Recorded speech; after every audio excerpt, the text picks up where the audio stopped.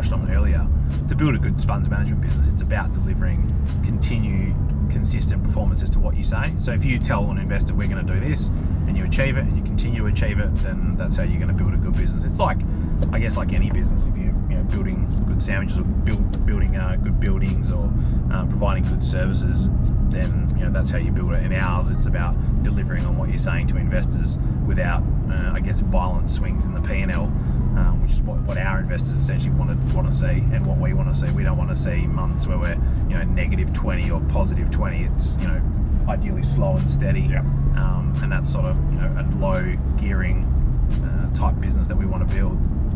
Now, you mentioned to me, some time ago, it's taken us 10 years to get to a peak. What was it, 7,200 on the All Ords and 30,000 in the Dow, right?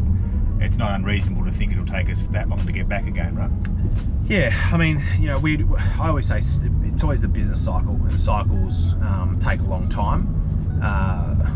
The stock market really bottomed. I mean, after the GFC, it took a number of years. I don't even think the ASX, but the US market took, I think it was around 8 odd years to exceed the previous highs, and then continued for a few more years, and now it's turned down again. So it's not unreasonable to think that it won't take at least that long again. There's been periods after the great, I think Warren Buffett was saying, after the Great Depression, by the time, I think that was 1929, only by about 1954 did it exceed the highs. So we may be going into a period where I think the index particularly will go sideways to down for a very extensive period. I mean, Japan has never exceeded the high from the 1990 bubble. No. So it's not unreasonable to think that wouldn't happen. Everyone's flooded into these ETF products and market. What's an ETF? Exchange traded fund. So It's just basically tracking the market, just tracks the index that someone puts together. No one cares about companies' earnings or what they do. They just go, I'll just buy the index, diversified return.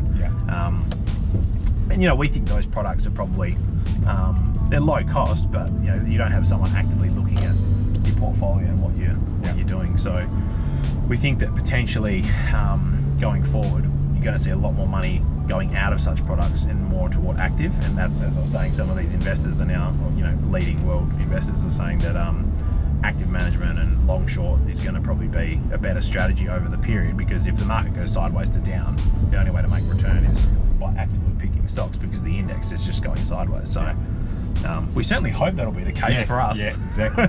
It's much easier to attract investors. Yeah.